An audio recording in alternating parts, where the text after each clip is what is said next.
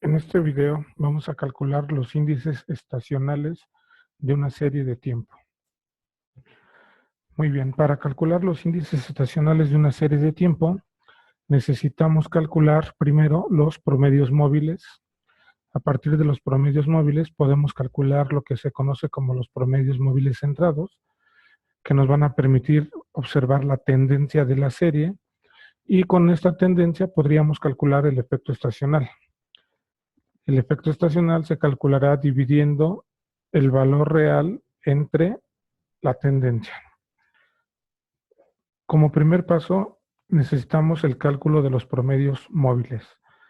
En este ejemplo, como estamos hablando de trimestres, entonces podemos decir que en un trimestre, en un año hay 4 trimestres, por lo tanto mis promedios móviles serán de tamaño 4.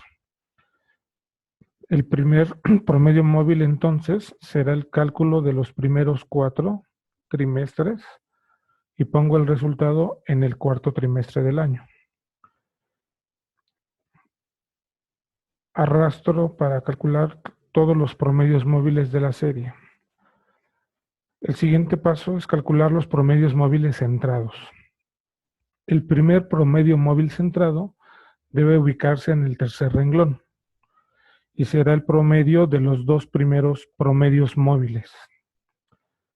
Entonces tendremos lo siguiente. El primer promedio móvil centrado se ubica en el tercer trimestre y es el promedio de los primeros dos promedios móviles. Y con esto también podemos arrastrar, pero hay que tener cuidado hasta dónde arrastramos. Fíjense bien, si yo me ubico en esta celda, tengo que observar que este promedio móvil centrado se toma el 7.15 y un número posterior que no existe. Por lo tanto, este primer promedio móvil centrado no tiene sentido, no va a existir.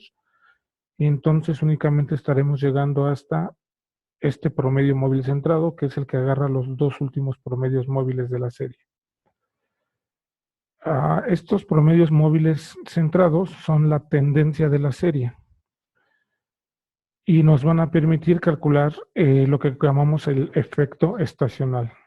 Para calcular el efecto estacional necesitamos dividir el valor de Y entre el valor que tenemos de tendencia. Y eso lo hacemos para cada uno de los renglones. Dividimos el valor real, que es la Y, entre la tendencia.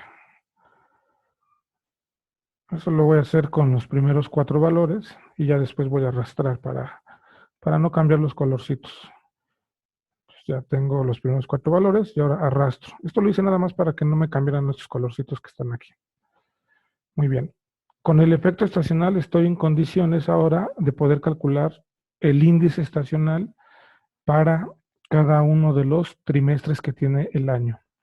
El índice estacional para el primer trimestre del año es el promedio de los efectos estacionales de los primeros trimestres de cada año. El índice estacional para el segundo trimestre es el promedio de los efectos estacionales de los segundos semestres. Y así sucesivamente.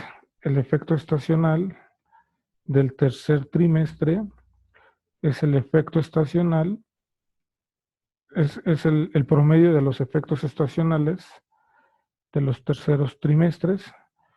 Y lo mismo hago para calcular el índice estacional del cuarto trimestre. El índice estacional del cuarto trimestre es promediar los efectos estacionales de los cuartos trimestres.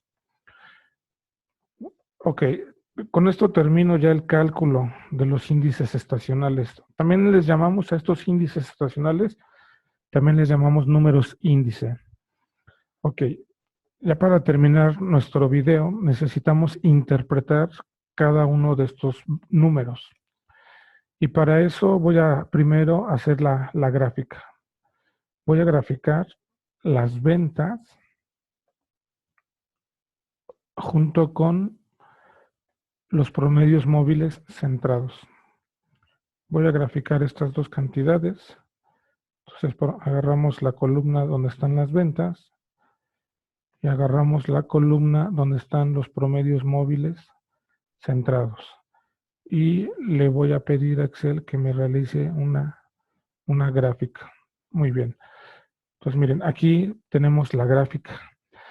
La gráfica en anaranjado es la gráfica de la tendencia de esta serie de tiempo y la gráfica en azul corresponde a los datos.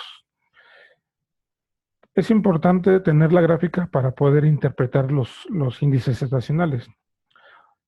Por ejemplo, en el índice estacional para el cuarto trimestre tenemos que el valor es de 1.14.